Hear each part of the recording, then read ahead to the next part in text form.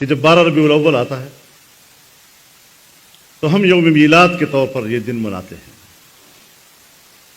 اور رسول اللہ صلی اللہ علیہ وسلم کا نور جب دنیا میں چمکا اور پورے کائنات کو روشن کیا، آج امت اس پر خوشی کا اظہار کرتی ہے۔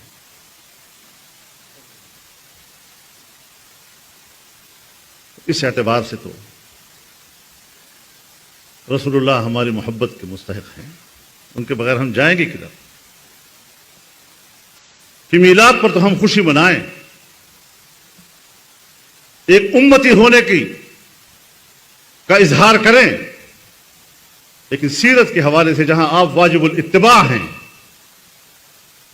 وہاں ہمارا کردار کیا ہے؟ سارا سال تو ہم نے دین کی طرف دیکھا نہیں، آپ کی اتباع کی طرف دیکھا نہیں، اور اللہ تعالیٰ نے تو اپنی ساتھ محبت کو بھی آپ کی اتباع کے ساتھ وابستہ کر لیا۔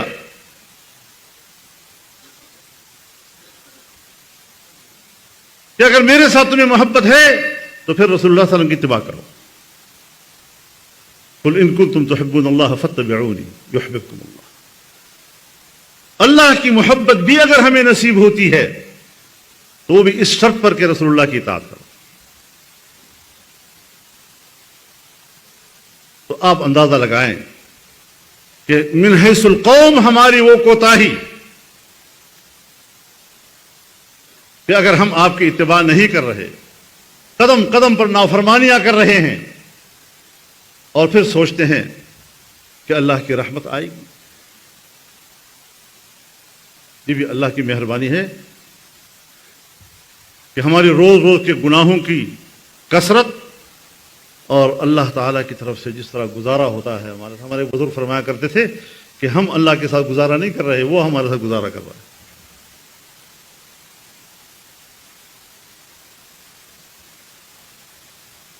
جہاں پر اللہ کا دین ہوگا، یاد رکھیں دین اسلام کی ایک خصوصیت ہے جو کسی دوسری دنیا کے قوانین میں نہیں۔ تمام دنیا میں چلے جائیں، ان کی مملکتی اور قومی زندگی کا آغاز قانون سے ہوتا ہے۔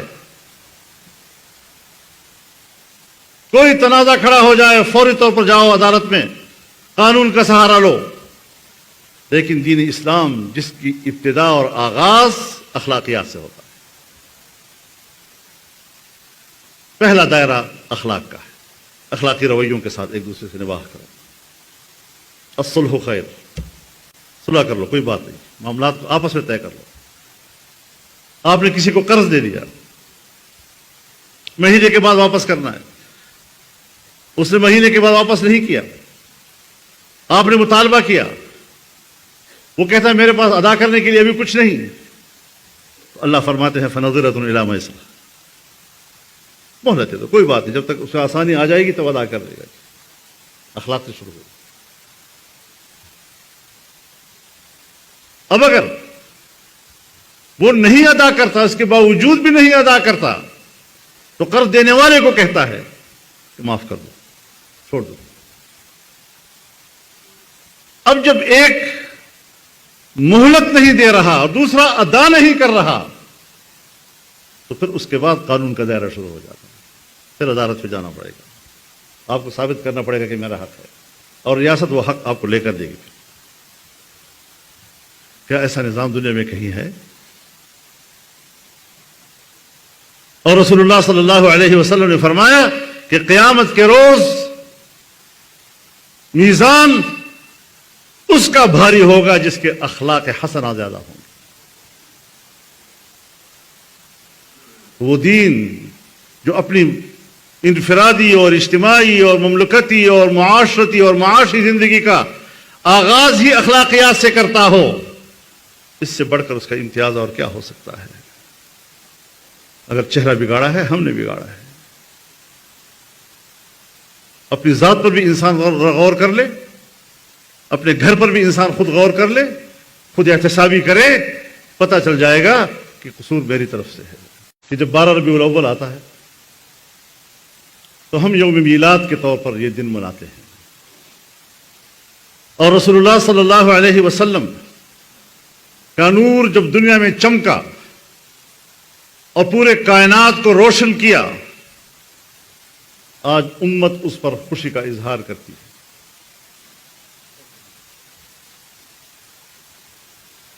اس اعتبار سے تو رسول اللہ ہماری محبت کے مستحق ہیں، ان کے بغیر ہم جائیں گے کدھر؟ کہ میلاد پر تو ہم خوشی منائیں، ایک امتی ہونے کا اظہار کریں، لیکن سیرت کے حوالے سے جہاں آپ واجب الاتباع ہیں، وہاں ہمارا کردار کیا ہے؟ سارا سال تو ہم نے دین کی طرف دیکھا نہیں، آپ کی اتباع کی طرف دیکھا نہیں، اور اللہ تعالیٰ نے تو اپنی ساتھ محبت کو بھی آپ کی اتباع کے ساتھ وابستہ کر لیا.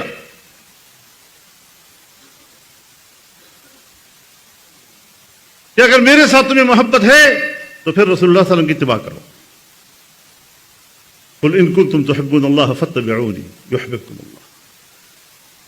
اللہ کی محبت بھی اگر ہمیں نصیب ہوتی ہے تو وہ بھی اس شرط پر کہ رسول اللہ کی اطاعت کرو. تو آپ اندازہ لگائیں کہ من حیث القوم ہماری وہ کوتاہی کہ اگر ہم آپ کی اتباع نہیں کر رہے، قدم قدم پر نافرمانیاں کر رہے ہیں، اور پھر سوچتے ہیں کہ اللہ کی رحمت آئے گی. یہ بھی اللہ کی مہربانی ہے کہ ہماری روز روز کے گناہوں کی کثرت اور اللہ تعالیٰ کی طرف سے جس طرح گزارا ہوتا ہے. ہمارے بزرگ فرمایا کرتے تھے کہ ہم اللہ کے ساتھ گزارا نہیں کر رہے، وہ ہمارے ساتھ گزارا کر رہا ہے.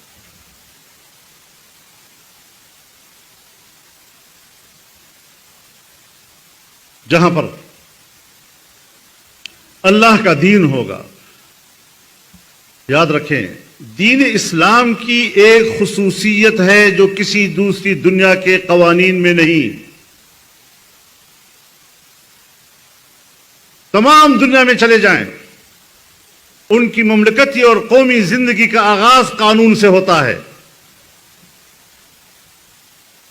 کوئی تنازع کھڑا ہو جائے فوری طور پر جاؤ عدالت میں، قانون کا سہارا لو.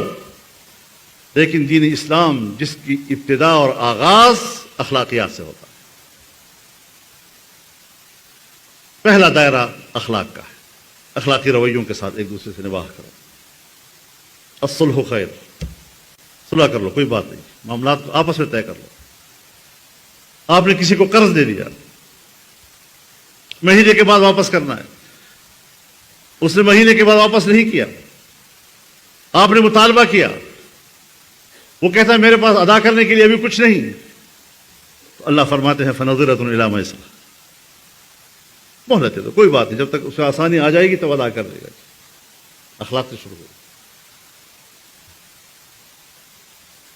اب اگر وہ نہیں ادا کرتا، اس کے باوجود بھی نہیں ادا کرتا، تو قرض دینے والے کو کہتا ہے کہ معاف کر دو، چھوڑ دو. اب جب ایک مہلت نہیں دے رہا اور دوسرا ادا نہیں کر رہا، تو پھر اس کے بعد قانون کا دائرہ شروع ہو جاتا ہے. پھر عدالت پہ جانا پڑے گا، آپ کو ثابت کرنا پڑے گا کہ میرا حق ہے، اور ریاست وہ حق آپ کو لے کر دے گی. کیا ایسا نظام دنیا میں کہیں ہے؟ اور رسول اللہ صلی اللہ علیہ وسلم نے فرمایا کہ قیامت کے روز میزان اس کا بھاری ہوگا جس کے اخلاق حسنہ زیادہ ہوں گے. وہ دین جو اپنی انفرادی اور اجتماعی اور مملکتی اور معاشرتی اور معاشی زندگی کا آغاز ہی اخلاقیات سے کرتا ہو، اس سے بڑھ کر اس کا امتیاز اور کیا ہو سکتا ہے؟